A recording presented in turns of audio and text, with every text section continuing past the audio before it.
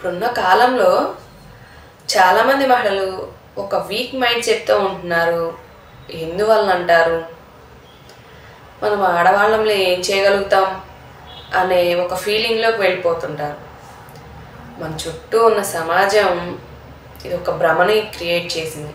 ఆ భ్రమలోనే చాలామందిని బ్రతికేస్తూ ఉంటాం.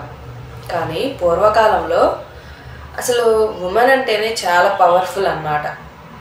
యుద్ధాలు చేసేవాళ్ళు, అలానే వాళ్ళు మెంటల్గా కూడా చాలా స్ట్రాంగ్గా ఉండేవాళ్ళు. సీతాదేవి ఆడుకుంటూ ఒకరోజు ఇంద్రధనుస్ని చేత్తో ఎత్తి పక్కన పెట్టిందనమాట. ఒక బాల్తో ఆడుకుంటూ ఆ బాల్ ధనస్సు కిందకి వెళ్ళడం వల్ల ఆ ధనస్సును చేత్తో ఎత్తి పక్కన పెట్టింది. అది జనక మహారాజ్ చూశారంట. ఆ ఇంద్రధనుస్సుని ఎవరైతే ఎత్తగలరో వాళ్ళనే సీతాదేవికి వరుడుగా తీసుకురావాలని చెప్పి స్వయంవరం పెట్టారు. అంటే సీతాదేవి చిన్న వయసులోనే అంత పెద్ద విల్లుని పక్కన పెట్టిందనమాట. అంత స్ట్రాంగ్గా ఉండేవాళ్ళు.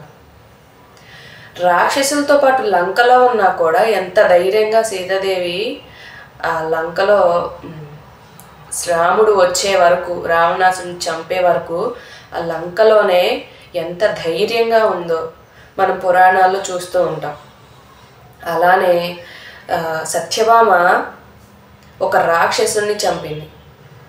అలానే ఝాన్సీ లక్ష్మీబాయి ఎన్నో యుద్ధాల్లో తన యొక్క వీరత్వాన్ని చూపింది.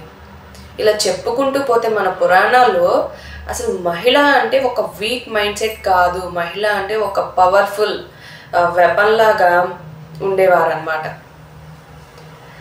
ఒక కాలంలో వీళ్ళే వేటాడి తీసుకొచ్చి పెట్టేవాళ్ళంట కుటుంబం మొత్తానికి, పురుషులకు కూడా. స్వాగ్ మూవీలో ఉందన్నమాట. ఒకసారి స్వాగ్ మూవీ చూడండి. ఆడవాళ్ళ పెత్తనం, ఆడవాళ్ళ రాజ్యంలో పాలించే వాళ్ళు కూడా అందరూ మహిళలే అన్నమాట. సో ప్రతి మహిళ చాలా పవర్ఫుల్ అన్నమాట. ఒక్కసారి మన శక్తి ఏంటో మనం తెలుసుకుంటే అసలు మనం ఏం చేయగలమో, మనం ఏం చేస్తామో అన్నది మనకు తెలుస్తుంది. మనం ఎప్పుడు వీక్ కాదు, మనం ఎప్పుడు స్ట్రాంగ్గానే ఉండాలి. అప్పుడే మన చుట్టూ ఉన్న సమాజం, మన కుటుంబంతో పాటు మన జనరేషన్స్ని మార్చుకోగలుగుతాం. మెయిన్ మన నెక్స్ట్ జనరేషన్స్కి మార్చుకోవాలి అంటే ఫస్ట్ మనలో మార్పు రావాలి, మనం స్ట్రాంగ్గా ఉండాలి. సో ప్రతి మహిళ ఒక స్ట్రాంగ్ మైండ్ సెట్తో ఉండాలి. నేను మీ అనుష, ఉమెన్ ఎంపవర్మెంట్ కోచ్.